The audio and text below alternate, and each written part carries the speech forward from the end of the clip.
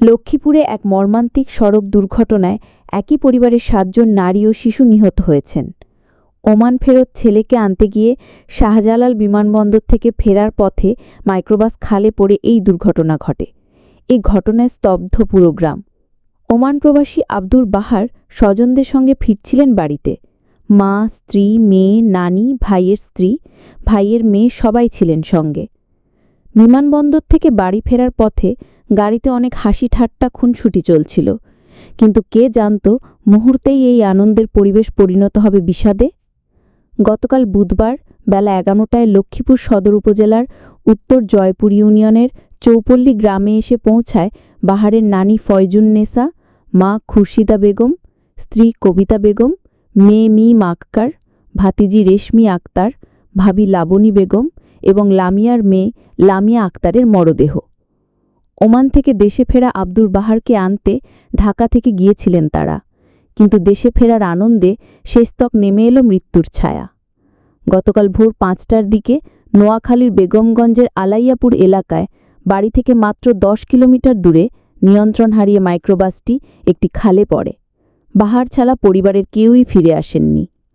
গতকাল সকালে বাহারদের বাড়ির ছোট উঠান জুড়ে সারি সারি ৭টি লাশ এনে রাখা হয়।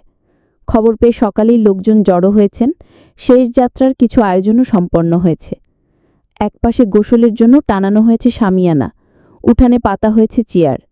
সবকিছুর মধ্যে নিদারুণ এক শোকের বার্তা। যাদের জন্য প্রবাস থেকে ফেরা তাঁদেরই কবরে শোয়ালেন বাহার। ২ বছরের মেয়ে মিমকে ভালো করে একটু বুকে জড়িয়ে আদরও করা হলো না। বিকেল ৫:৩০টায় একসঙ্গে জানাজা হয় ৬ জনের। বাহারের নানি ফয়জুন্নেসার লাশ নেওয়া হয় পাশের ইউনিয়ন হাজিরপাড়ায়। বাকিদের দাফন হয় জয়পুর ইউনিয়নের চৌপল্লী গ্রামে। পারিবারিক কবরস্থানে এক সারিতে ২টো কবর, সামান্য দূরেই ৪টি। সন্ধে ৬টার দিকে সেখানেই এক এক করে মা খুরশিদা বেগম, স্ত্রী কবিতা, মেয়ে মিমসহ নিহত স্বজনদের শুইয়ে দেন বাহার। চৌপল্লীর কাছারি বাড়িতে পাশাপাশি ৭টি ঘর। একটিতে থাকেন বৃদ্ধ আব্দুর রহিম, বাহারের বাবা। ছেলে আসবে বলে গত কদিন ধরে কত প্রস্তুতি, এক মুহূর্তেই সব শেষ। ভিড়ের মধ্যে গিয়ে দাঁড়ানোর শক্তিও তার নেই।